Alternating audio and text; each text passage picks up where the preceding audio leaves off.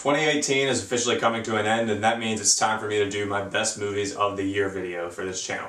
This is my favorite video to make all year. I have so much fun doing this because I get to talk about all my favorite films throughout the entire year. Please note before I make the list that these are just my personal picks. They may be completely different from your list, but that's just how this works. We're all different, we all have different opinions, and these are just the films that I enjoyed the most out of 2018. So all those things aside, let's talk about 2018 for a second.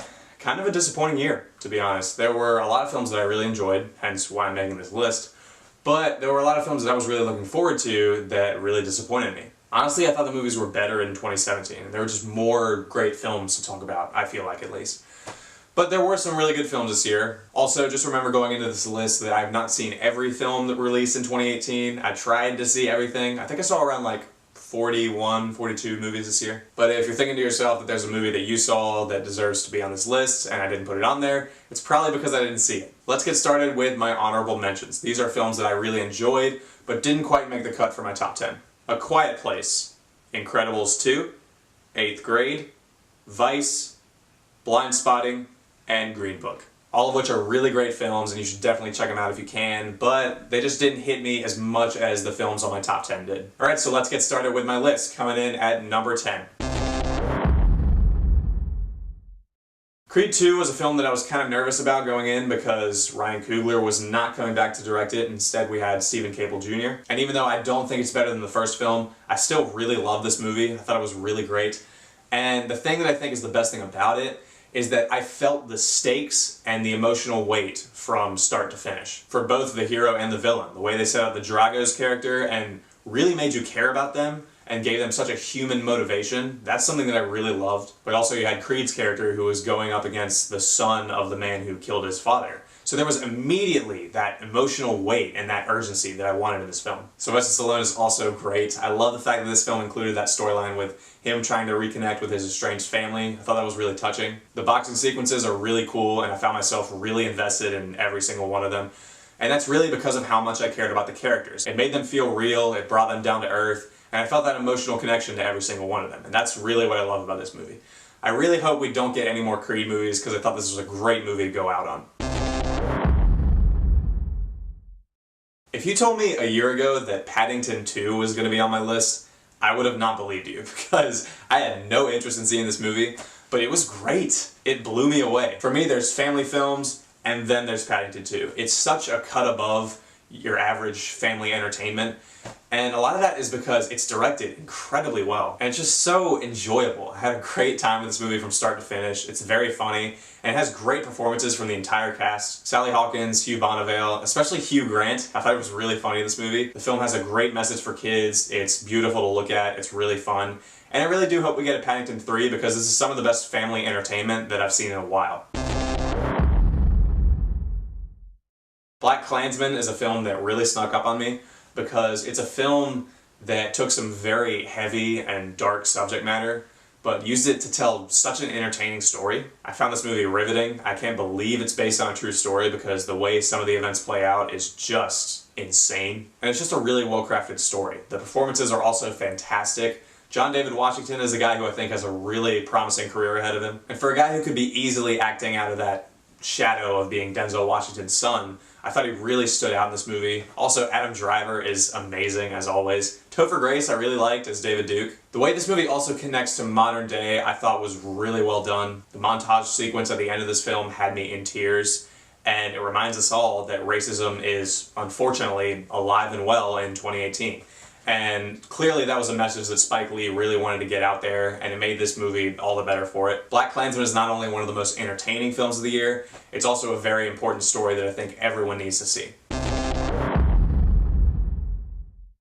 Annihilation is a movie that I could tell you a lot of good things about, from the performances, to Alex Garland's direction, to the incredible visuals.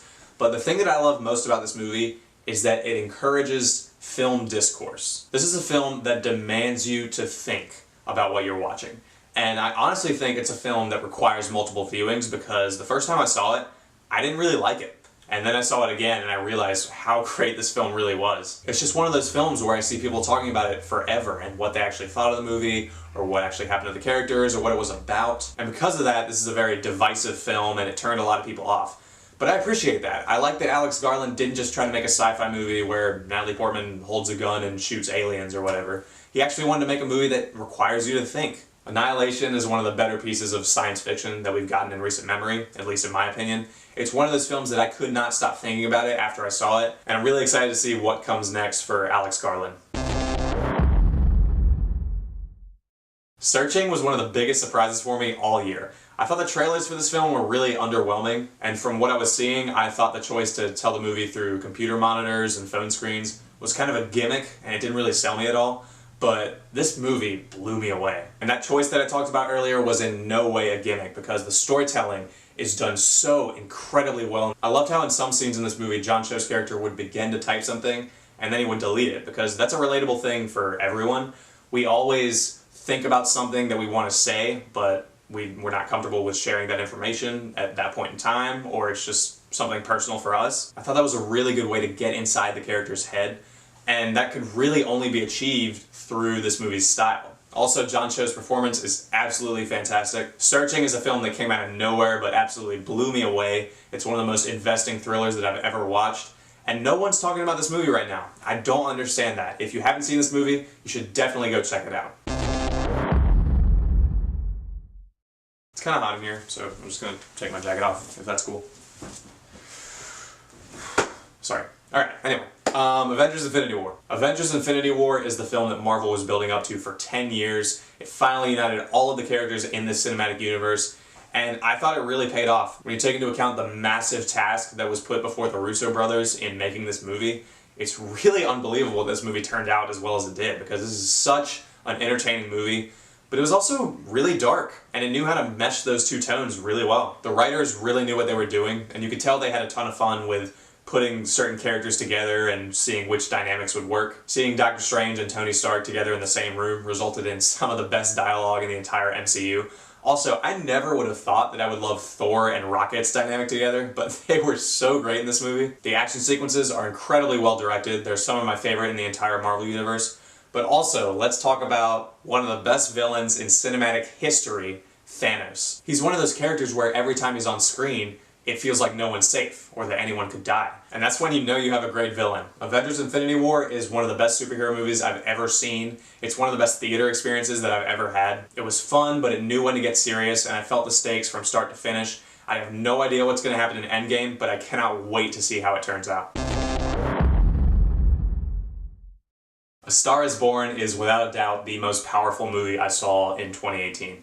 I adore this film. It's such a great look into the music industry and what that can do to a person, but I also felt that the romance was incredibly well realized between Bradley Cooper and Lady Gaga.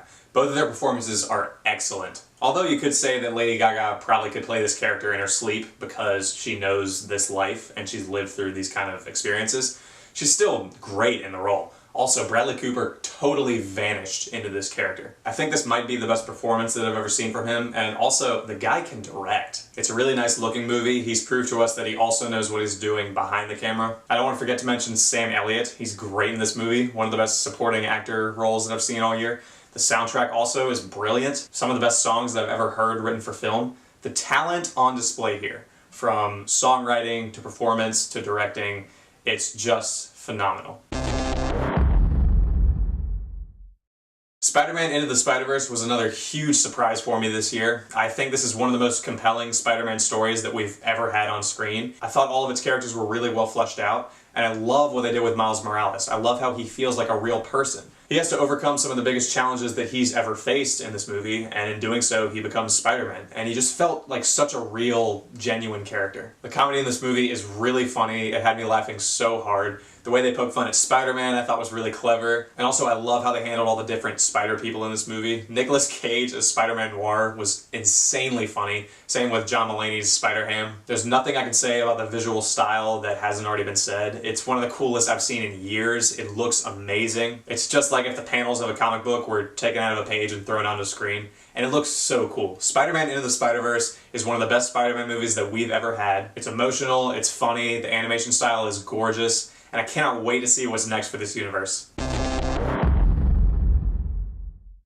Hereditary is one of the best directed horror films that I have seen in years. I love everything about this movie, And I can't even believe that this is Ari Aster's first film as a director. This feels like a movie that's made by someone who's been making horror films for like 10 years. It's a genuinely scary movie, and that's because it focuses on something that is truly terrifying, which is the grief and sorrow of losing a loved one. And the film was really able to capture how that destroys a person through a career-best performance from Toni Collette. I think this might be the best performance that I saw in 2018. I'd have to think about that, but she really just blew me away. Also, so did the rest of the cast. The camera work is masterfully done. I love how Ari Aster would let the camera just sit for a while, where you wouldn't even notice that something would be in the background of a shot and then it would just appear. That's something that made this film all the more terrifying. Hereditary is a masterfully done horror film with some amazing performances, incredible direction, and since this is Ari Aster's first film as a director, I cannot wait to see what's in store for him. You guys probably already know what my number one pick is, but this is the only film this year that actually gave a 10 out of 10. It's the one film that didn't disappoint me in a single way. It's the one film that reminded me why I go to movies, and it gave me everything I could ever ask for. And that film is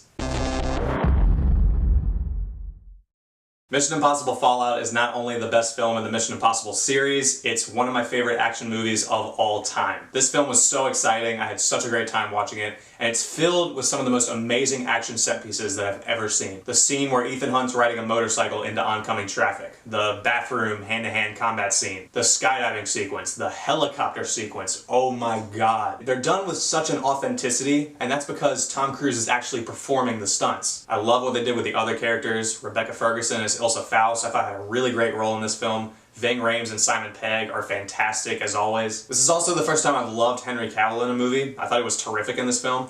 And also the movie had a really nice villain presence, which is something that the series has kind of lacked. I love how they continued Solomon Lane's story, and he actually felt like a threat to the IMF, which I think this movie really needed. Mission Impossible Fallout is one of the best action movies I've ever seen. It has great performances, really well-directed action, a complex, riveting narrative. I love what they did with all the characters. I love the villain presence. And I had no idea that this movie was going to be number one on my list, but it's one of those films that just reminds me why I love movies. And it is my favorite film of 2018. Alright guys, so those are my favorite films of 2018. Thank you all so much for watching this video, and thank you so much to all of you for watching my channel in 2018. I really do appreciate each and every single one of you. I started this channel with like 10 subscribers, but now I have like 240, and I know that's like not a lot at all, but for me, just being a high schooler, talking about movies, something I love, that really means a lot to me. So thank you to all of you for watching my videos this year. I am really grateful for each and every single one of you. And I'm really excited to be done with 2018 and looking forward to reviewing movies in 2019.